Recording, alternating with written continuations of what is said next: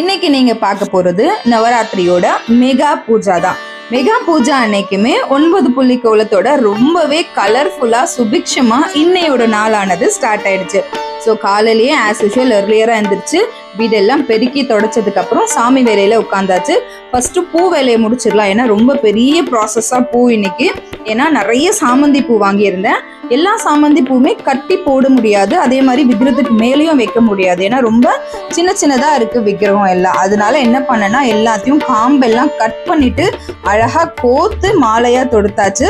இதுல சரஸ்வதி அம்பாளுக்கு ஸ்பெஷல் பாத்தீங்கன்னா வெள்ளை சாமந்திலேயே அம்பாளுக்கு மாலை கொடுத்தாச்சு.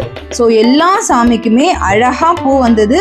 எல்லாருக்குமே சமமா கோத்து அஷ்டலட்சுமி எல்லாம் அப்படியே சாமந்தி பூல ஜொலிச்சாங்க. இன்னைக்கு விஜயதசமி ஸ்பெஷல் அப்படின்றதுனால நோட்டு புக்கு எல்லாருக்குமே நம்ம மஞ்சள் குங்குமம்லாம் வைக்கணும் இல்லையா? ஸோ அதை எல்லாமே வச்சு வீட்டு நிலவாசப்படி வீட்டில் இருக்கிற பொருள் அது எல்லாத்துக்குமே பட்டை எல்லாம் போட்டு பூஜை வேலையை இனிதே போயிட்டே இருந்துச்சு. சைட் பை சைட் நெய்வேத்தியமே ஸ்டார்ட் பண்ணியாச்சு. நெய்வேத்தியம் பார்த்தீங்கன்னா அவல் பாயாசம், சக்கரை பொங்கல், வடை. ஸோ இதுதான் இன்னையோட நெய்வேத்தியமாக படைச்சிட்டு நம்ம சாமி எல்லாமே கும்பிட போகிறோம்.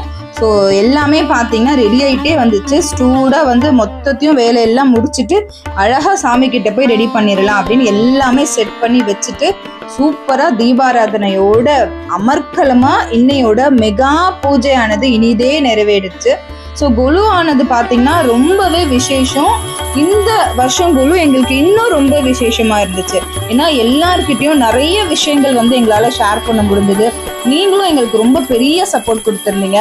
இந்த குழு உற்சவ் நெக்ஸ்ட் இயருமே நம்மளுக்கு கண்டினியூ ஆகும். ஸோ பூஜை எல்லாம் முடிச்ச உடனே ஒரு பொம்மையை படுக்க போடணும். ஸோ நாங்கள் இன்னைக்கு மரப்பாச்சியை படுக்க போட்டு எங்களோட குழுவை இனிதே முடிச்சிருக்கோம்.